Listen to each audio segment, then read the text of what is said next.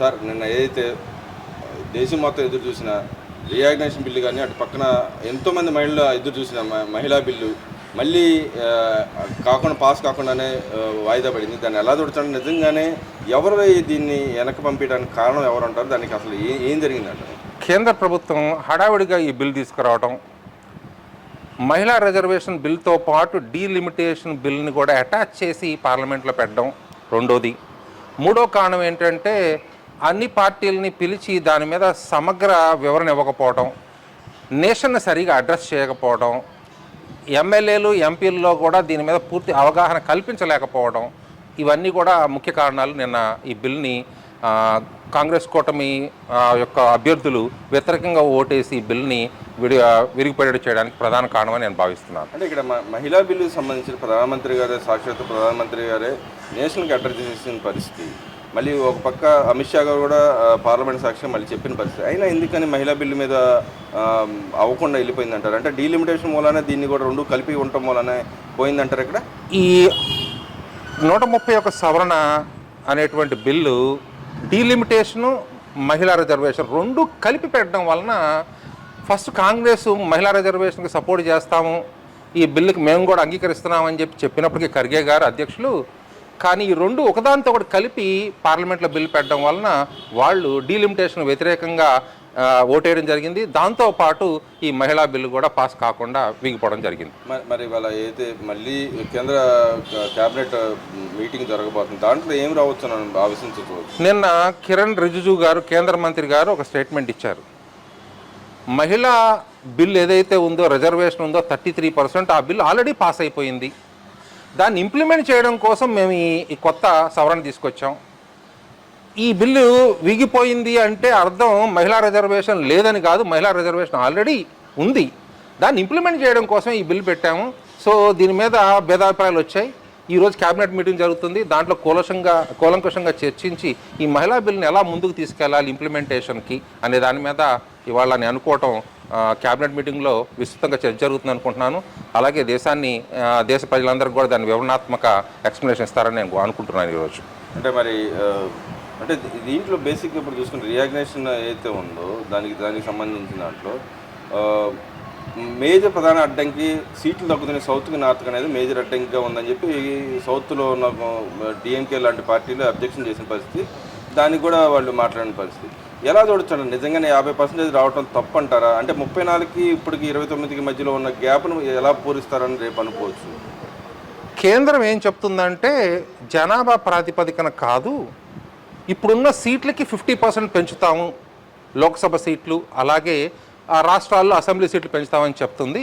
అది ఆమోదయోగ్యమైంది. అది ఒకవేళ కనుక అదే నిజమయ్యి ఆ విధంగానే కనుక చేస్తే నార్త్ కానీ సౌత్ కానీ ఏ డిస్పారిటీ ఉండదు, సౌత్లో ఉన్నటువంటి ఏ రాష్ట్రాలు కూడా నష్టం ఏం జరగదు. ఇప్పుడు మనకు 129 స్థానాలు ఉన్నాయి లోక్సభ స్థానాలు, అవి సుమారుగా మనకు 200 కాబోతున్నాయి సుమారుగా, కాబట్టి ఏ విధమైన నష్టం ఉండదు. అలాగే నార్త్లో 190 సీట్లు ఉన్నాయి, అవి అరౌండ్ 360-370 సీట్లు పెరిగే అవకాశం ఉంటుంది. కాబట్టి 50% కోటా కరెక్ట్గా ఇంప్లిమెంట్ చేస్తే, జనాభా ప్రాతిపదికను తీసుకోకపోతే సౌత్ ఇండియాకి ఏ విధమైన నష్టం అయితే రాదు. అంటే ఇక్కడ ప్రధానంగా వాళ్ళు చెప్తుంది సౌత్కి తగ్గుతుందని చెప్తున్నారు, కానీ రియాలిటీ చూస్తే ఇప్పటికీ మన సౌత్లో తక్కువ ఉన్న సీట్లే కదా, తక్కువే కదా నార్త్తో పోల్చుకుంటే సౌత్లో సీట్లు తక్కువే. నార్త్లో 190 సీట్లు ఉన్నాయి, సౌత్లో 129 సీట్లు మాత్రమే ఉన్నాయి. 50% కనుక కోటా అయితే ఇంప్లిమెంట్ చేస్తే, 50 సీట్లు కనుక 50% కనుక పెంచేటైతే రెండు నార్త్ అండ్ సౌత్కి ఏ విధమైన నష్టం జరగదు.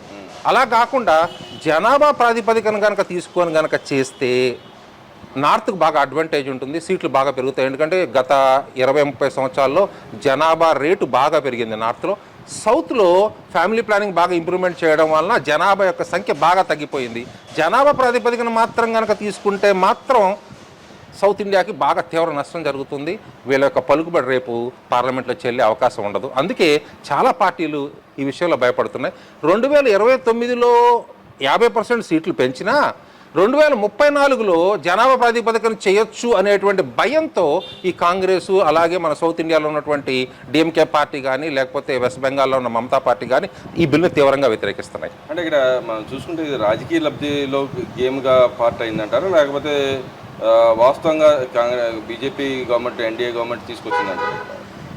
ఈ రెండు బిల్స్ మంచి బిల్సే. డీలిమిటేషన్ వలన కూడా మంచి జరుగుతుంది, ఉమెన్స్ని 33% రిజర్వేషన్ ఇవ్వడం వల్ల వాళ్ళ యొక్క ప్రాతినిధ్యం పార్లమెంట్లో పెరుగుతుంది. వాళ్ళ యొక్క సమస్యల్ని, వాళ్ళ యొక్క రిప్రజెంటేషన్ని బాగా పెంచుకోవచ్చు లోక్సభలో కానీ లేదా అసెంబ్లీలో కానీ ఇంత హడావిడిగా ఈ 5 రాష్ట్రాల ఎలక్షన్ ముందు హడావిడిగా సరిగా సంపూర్ణంగా విశ్లేషించకుండా ఈ బిల్లు పెట్టడం అనేది ఒక రాజకీయ ఎత్తుగడగానే ప్రతిపక్షాలు భావిస్తున్నాయి.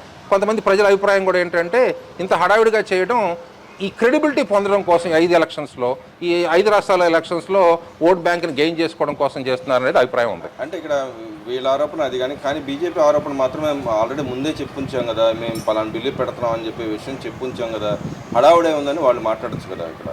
అంటే బీజేపీ లెడ్ ప్రభుత్వం, ఎన్డీఏ ప్రభుత్వం చెప్పడం ఏంటంటే మేము దీని గురించి వివరించామని చెప్తున్నారు. కానీ దాంట్లో చాలా అబ్జెక్షన్స్ ఉన్నాయి, చాలా క్లారిటీ లేదు అనేది అపోజిషన్ పార్టీస్ యొక్క అభిప్రాయం.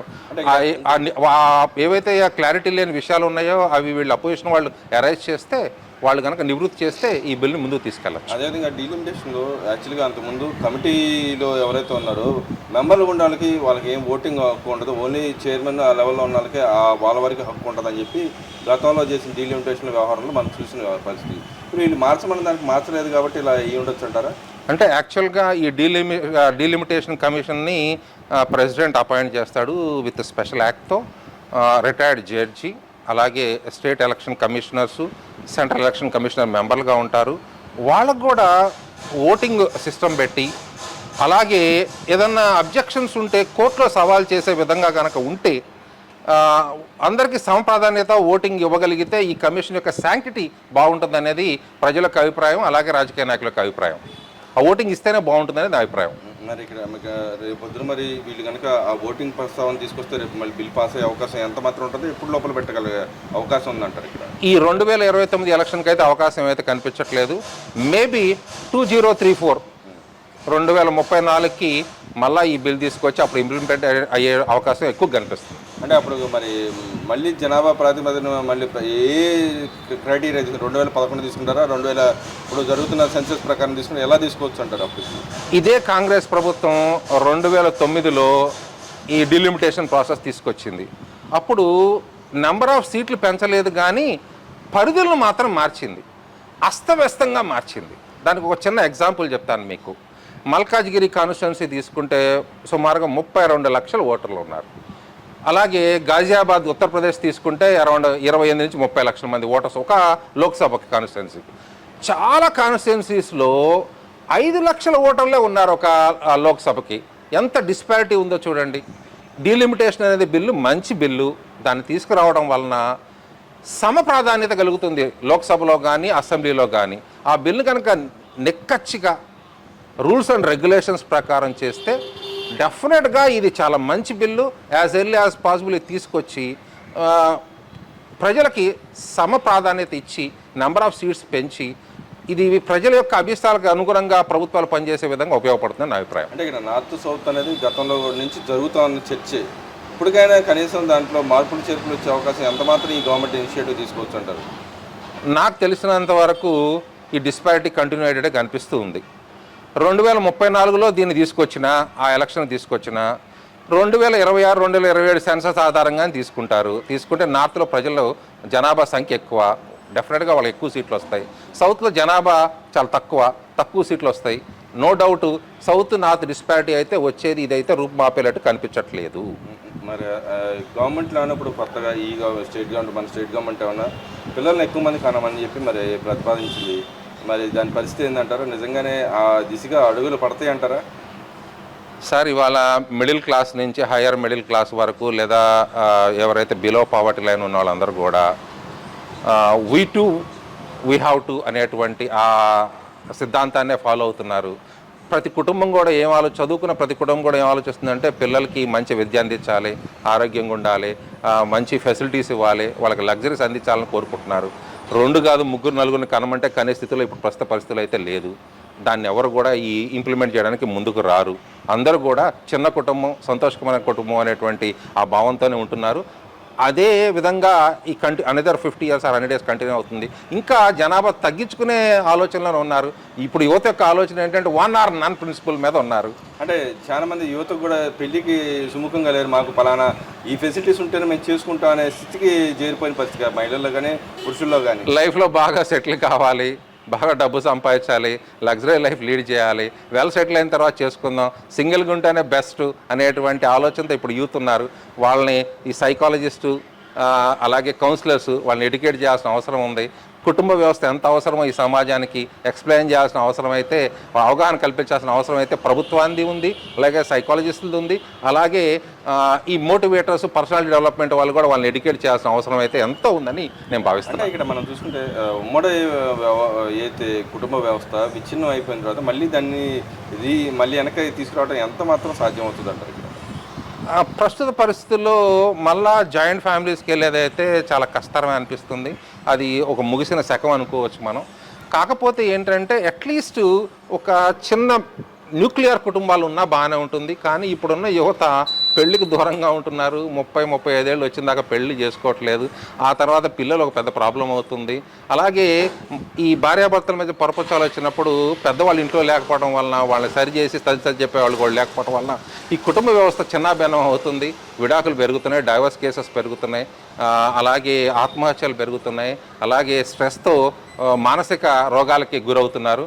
సో ఇప్పుడున్న పరిస్థితుల్లో అయితే మళ్ళీ జాయింట్ ఫ్యామిలీస్కి వెళ్తాయి అనేటువంటి ఆలోచన అయితే నా దృష్టిలో అయితే కనిపించట్లేదు. ఇక్కడ ప్రధానంగా మేజర్ అడ్డంకి ఏంటంటే ఆర్థిక అసమానతలు, ఏదైతే సంపాదన అనేది మెయిన్ అడ్డంకి, ప్లస్ దానికి తగ్గట్టుగా మన జీతపత్యాలను బట్టి సొసైటీలో మనం ఏదైతే పిల్లల్ని కనిన తర్వాత కూడా వాళ్ళని పెంచి పోషించాలన్నా కూడా ఆర్థిక భారాలు మెయిన్ అడ్డంకిగా మారుతూ ఉన్నాయి. దాని పరంగా వీళ్ళు గవర్నమెంట్లు ఉచితాలు ఇస్తా వస్తున్నాయి తప్పితే శాశ్వత పరిష్కారాలు ఆలోచించిన పరిస్థితిలో రాష్ట్ర ప్రభుత్వాలు, కేంద్ర ప్రభుత్వాలు కానీ ఉన్నాయి. దాన్ని ఎలా సమర్థవంతంగా వీళ్ళు అధిగమించాలి అంటారు? ఇప్పుడు అప్పులు అయితే తెస్తూ ఉన్నారు, మళ్ళీ మన మీద పడుతూ ఉంటారు, ప్రజల మీద పడుతూ ఉంటుంది. దాన్ని తీర్చాలి ఒక బాధ్యత. అన్ని రేట్లు పెరిగిపోతూ ఉన్నాయి. దాన్ని ఎలా ఇంప్లిమెంటేషన్ చేయగలరు అంటారు వీళ్ళు? ఇప్పుడు మన దేశం ఆర్థిక పరిస్థితి $3 ట్రిలియన్ పైన ఎదుగుతూ ఉన్న తరుణంలో ఇలాంటి అసమానతలు పెరుగుతూ ఉంటే ఎప్పటికి మనం ఈ లెవెల్కి పెరుగుతూ ఉంటారు? సమాజంలో అసమానతలు అనేవి యుగాల నుంచి వస్తూ ఉంది. మన ప్రభుత్వం తరపున వచ్చేటువంటి పథకాలన్నీ కూడా బిలో పవర్టీ లైన్ ఉన్న వాళ్ళకే రీచ్ అవుతున్నాయి. వాళ్ళే ఈ పథకాలు పొందగలుగుతున్నారు. మిడిల్ క్లాసు, అప్పర్ మిడిల్ క్లాస్కి అవి అందుబాటులో ఉండట్లేదు. వాళ్ళు అటు కాకుండా ఇటు కాకుండా నలిగిపోతున్నారు. అలాగే వాళ్ళు వెళ్ళి గవర్నమెంట్ స్కూల్లో వాళ్ళ పిల్లల్ని చదివించే పరిస్థితి లేదు. అలాగే పెద్ద కార్పొరేట్ కాలేజీలో చదివించే పరిస్థితి లేక 2 సైడ్ల నుంచి నలిగిపోతున్నారు. రెండోది వైద్యం కూడా చాలా కాస్ట్లీ అయిపోయింది. కాస్ట్ ఆఫ్ లివింగ్ పెరిగింది.